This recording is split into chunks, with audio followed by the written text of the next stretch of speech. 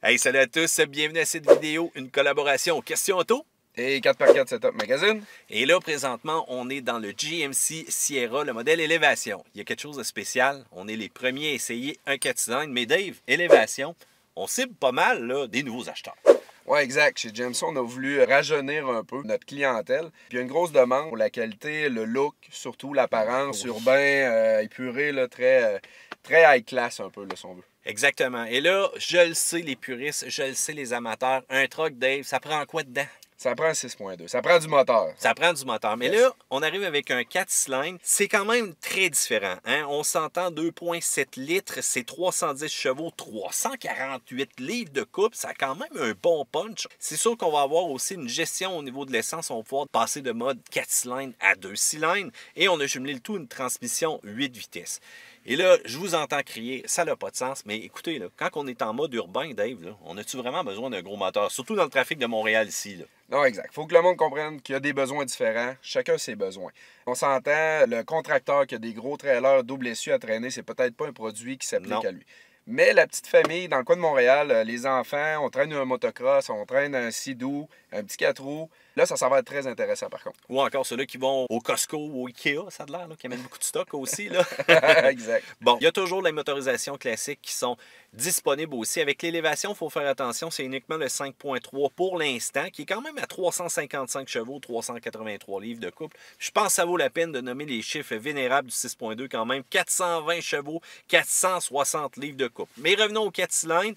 Et là, c'est rare qu'un manufacturier nous annonce les chiffres des accélérations. 0,60 000 à l'heure, on parle de 6,8 secondes, donc grosso modo, ajouter 0,2 secondes pour un 100 km/h. Mais inquiétez-vous pas, ici, là, à Question Auto, nous autres, on teste ça, les accélérations. Yes. Dave, t'es au courant? Beaucoup de plaisir à tester, justement. Il faut dire aussi que la consommation, c'est très important pour un véhicule comme ça. Là, on nous a parlé d'un modèle 2 roues motrices à 12,6 litres au 100 en ville et 10,9 litres au 100 sur l'autoroute. Pourquoi nous parler du 2 roues motrices? Je ne le sais pas trop. Moi, je te le dis tout de suite, Dave, un 4 cylindres en ville, un turbo, tu le sais, ça consomme. Là. Ça a une consommation un petit peu plus élevée, des fois même qu'un moteur atmosphérique. Il faut décoller cette charge-là. Le turbo a un travail à faire. On veut un boost, on veut un punch si on veut. Oui. Donc, on va aller chercher plus d'essence, c'est sûr, plus d'énergie.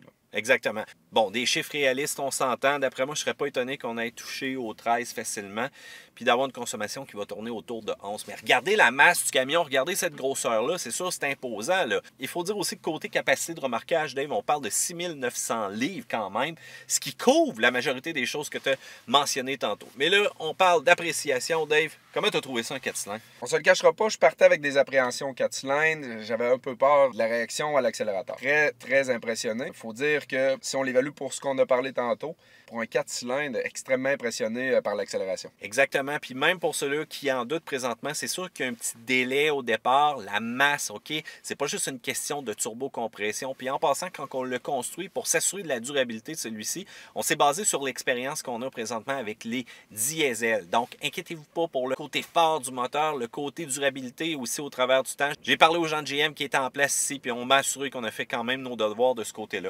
De ma part, Dave, ce que j'ai trouvé, c'est qu'il va falloir travailler un petit peu la transmission peut-être pour raffiner ça.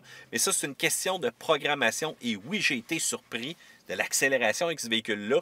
Deux gros gars à bord, mais on s'entend, si on attache 6000 livres en arrière, c'est peut-être pas avec celui-là que je remorquerais tous les jours, mais pour faire plaisir à la blonde, à Dave, avec des Tupperware en masse, plein la boîte en arrière, ou encore aller au Ikea, je pense que c'est le camion idéal. Exact. Pour ce que GM vise comme clientèle, ce camion-là, selon moi, bonne performance, rapport qualité-prix essence, je crois qu'ils ont atteint l'objectif qu'ils voulaient avec ce véhicule-là. Si déjà en partant, vous voulez quelque chose de plus luxueux, il reste toujours les versions Denali, mais on change vraiment de gamme de prix, on s'entend. Et si jamais vous voulez sortir des sentiers battus, il y a toujours la gamme AT4 aussi.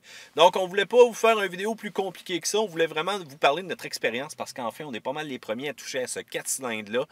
Étonné, vraiment, j'ai hâte de voir au travers du temps si ça va bien entendu toffer la run, parce qu'on s'entend, des camions, il y en a qui brassent ça pas mal. Fait que sur ce, Question Auto sur YouTube, sur Facebook et 4x4 Setup Magazine, l'article écrit va suivre dans pas long.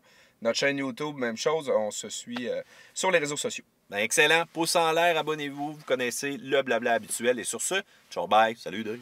Bye Mathieu.